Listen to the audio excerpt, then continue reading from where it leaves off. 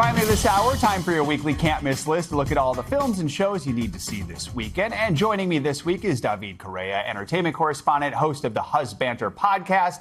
Good to have you with us. No surprise, but we're starting with this morning, The Devil Wears Prada 2. It is finally out. I saw it earlier this week. I'll chime in here in a moment. You saw it last night. What do you think? I am obsessed. First of all, happy Devil Wears Prada Day. There we go. Let's call it that. I like that. It was so good. We were just chatting in the break about the Easter eggs. If you are a fan of this movie, then you are going to love it because it gives you everything that you need from the previous movie. And you don't have to have seen it very recently, but it helps. It does help. It helps. The nostalgia is there, bringing back these characters, seeing where they are, how they've changed, how they haven't changed. But I think Miranda Priestley is one of the greatest comedy characters in recent movie history.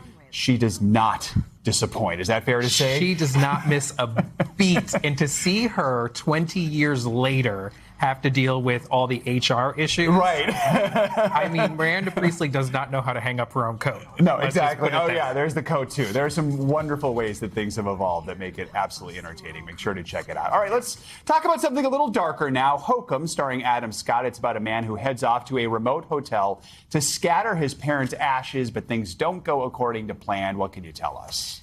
Adam Scott, we love him. We know him from Severance. We know him from Parks and Rec. He plays a grieving novelist who checks into a remote hotel or inn.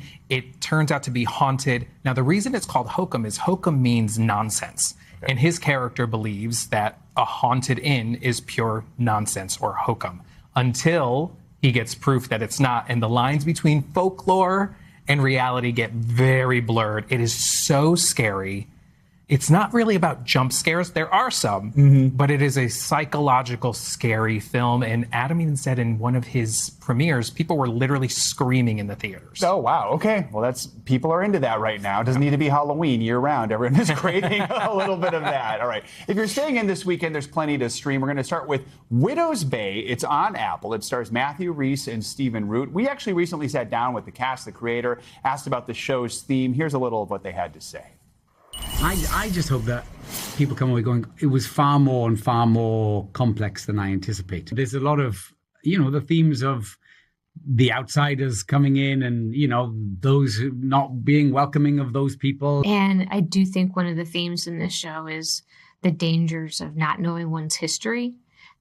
So, David, that does sound interesting. What more can you tell us about it? It is great. It's another example of Hokum, though, because Matthew plays a mayor who doesn't believe the folklore or tries to allude to the idea that he doesn't believe the folklore, but I think deep down inside he does, of this creepy town that he runs. And it comes to a head. It is scary, but it is also really, really funny. Ah, okay. So you're laughing 1 minute, and then there's a creepy clown that is scaring the bejesus out of you.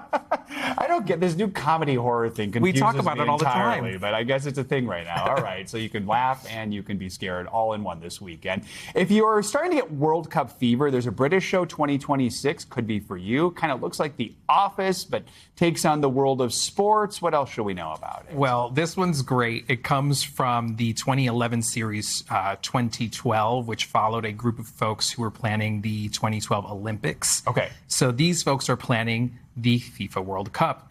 I have not fever but fear because I live in New Jersey and have to commute to New York. So I'm a little nervous about what FIFA's going to do. But as someone, I don't know if you know this, but I plan New York City Pride when I'm not doing this work.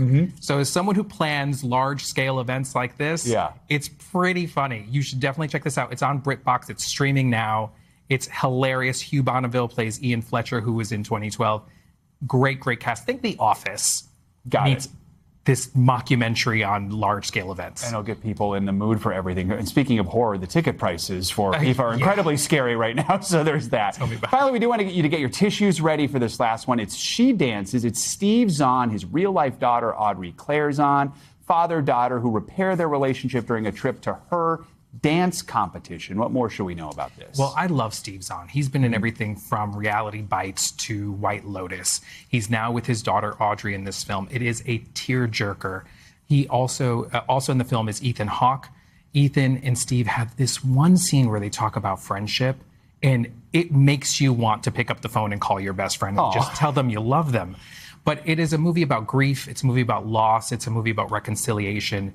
It is definitely something that, if it's going to be rainy this weekend, pop it on. You can get it on Prime, YouTube, and Apple TV. Oh, wow. All over the place. Yeah. I love that he actually gets to work with his real-life daughter. Yeah, How cool is they that? do great. They do a great job together. David, thank you so much. Appreciate it. That is going to do it for this hour of Morning News Now, but stay with us. The news continues right now.